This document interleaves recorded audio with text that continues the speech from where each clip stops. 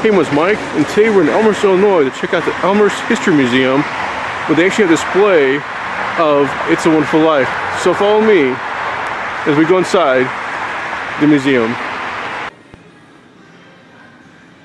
So as you walk into the museum, they actually had a display here of various artifacts that were available to purchase at one point based on It's a Wonderful Life, as well as this model town of Bedford Falls, which I remember seeing back in the 90s.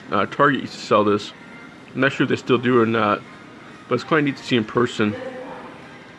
And along the walls of the museum, there's actually various photographs and stories that tell from the cast throughout the years how they were cast in the movie. And of course, there's also these quotes throughout the museum, I should say, about the movie, from various actors or Frank Capra himself. And in this story come up here is an interesting one. It's a photo of Donna Reed, but apparently she was not cast originally. It was supposed to be Jean Arthur in the role. And in this note here is actually a letter she wrote back about going to the 4th Annual AFI Awards that was honoring Frank Capra at the time.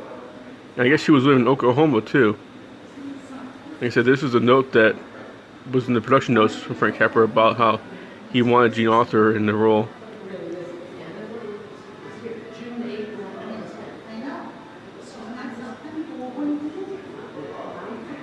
It's kind of neat seeing these photographs throughout the museum, and little notes here and there. And in this story is actually about the author who wrote the story. And then this is the actual poster in the movie. Now these are quite interesting. This is actually some props from the movie. People were able to touch them, but they had notes saying do not touch, but people were anyways. But it's kind of neat seeing this stuff in person, and especially it lasts all these years. And then the actual Christmas tree. I'm not sure if this is the actual tree from the movie, but it is decorated like the tree from the movie, which is quite neat.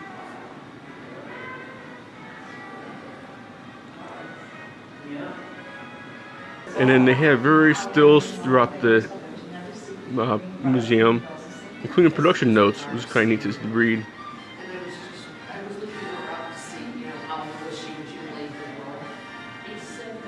And it's interesting how this gentleman basically collected stuff over the years, is willing to share them with the public.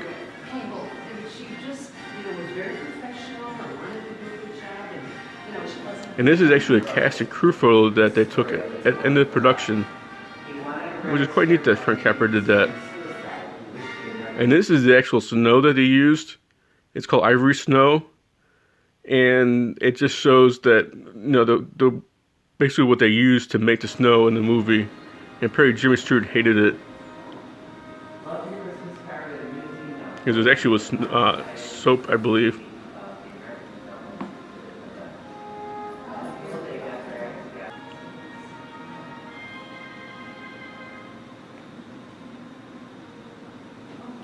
And that poster there is actually a foreign language poster for It's a Wonderful Life.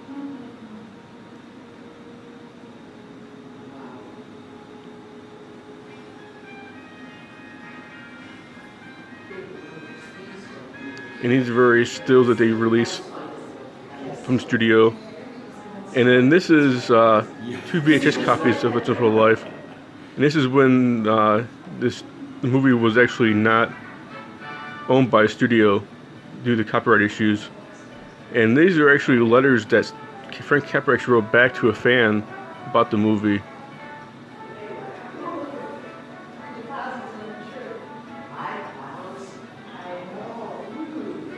And of course, you had to have the sign saying you're now in Bedford Falls. And these are actually stills that they took during the making of the movie for publicity shots. And this is actually signed by Jimmy Stewart, which is quite neat to see. And then of course you got the Newsweek article, and basically hyping the movie before it comes out. I know I showed these earlier, the props, but there's one actually I forgot to show you.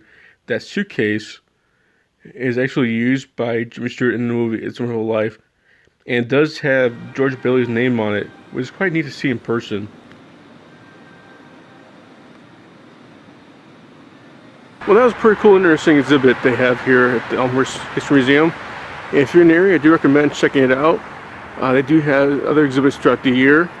Right now they have the It's a Wonderful Life exhibit going on, and I think it's through January 6th or so, basically beginning in January. And so if you're in the area, be sure to check it out. Thanks for watching. Be sure to like and subscribe, and I'll see you later on down the road.